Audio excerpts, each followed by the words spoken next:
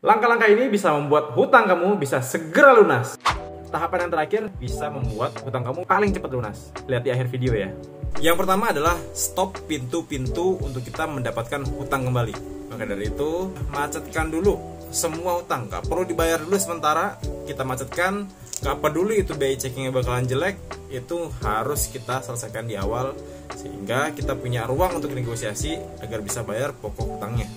Yang kedua, kita perbaiki sumber pendapatan kita. Bisa nggak kita punya pendapatan lebih banyak lagi daripada yang sebelumnya? Kalau biasanya kita cuma dari gaji, bisa nggak kita dapat penghasilan dari pekerjaan sampingan kita di luar jam kerja? Atau kalau kita pengusaha, gimana caranya kita belajar, kita ikut pelatihan, kita ikut seminar, workshop untuk memperbaiki bisnis kita supaya omsetnya bisa lebih maksimal dan bisa perlahan menutupi hutang kita. Namun ini kan ada prosesnya, lebih lama daripada tahapan yang ketiga ini. Yang terakhir adalah jual aset. Jadi kita nilai nih semua aset-aset yang kita punya. Kita punya properti misalkan, kita punya kendaraan, kita punya emas dan apapun aset-aset kita yang berharga. Termasuk lemari pakaian kalau perlu, mesin cuci kalau perlu, TV kalau perlu. Semua kita nilai. Selanjutnya kalau misalkan kita tawarkan untuk dijual, kira-kira harganya berapa, dan itu bisa lebih tinggi dari total semua hutang-hutang kita. Jangan lupa sebelumnya kita juga harus tahu ya berapa total pokok kita, yang artinya kita harus ke kantor perusahaan tersebut ataupun pribadi, kita tanya nih berapa pokok hutangnya, bunga dan juga dendanya. Jadi begitu kita udah tahu, berarti kita fokus aja ke pokok hutangnya.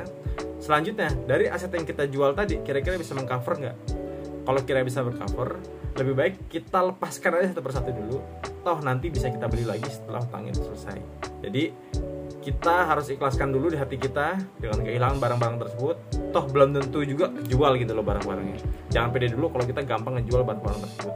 Bisa jadi sambil kita ngejual itu terus belum laku, tiba-tiba karena kita juga sambil proses memperbaiki bisnis kita, akhirnya perlahan kita bisa membayar dengan pendapatan kita yang naik dan bisa perlahan mencicil hutang tersebut atau langsung sekali bayar dan lunas. Saya doakan teman-teman semua yang lagi proses melunasi hutangnya bisa segera selesai dan diberikan rezeki yang berlimpah, barokah, dan juga nggak berhutang lagi ke depannya, karena hutang itu bikin kita pusing, bikin kita banyak tekanan dan juga nggak bisa kreativitas. Terima kasih semuanya. Assalamualaikum warahmatullahi wabarakatuh.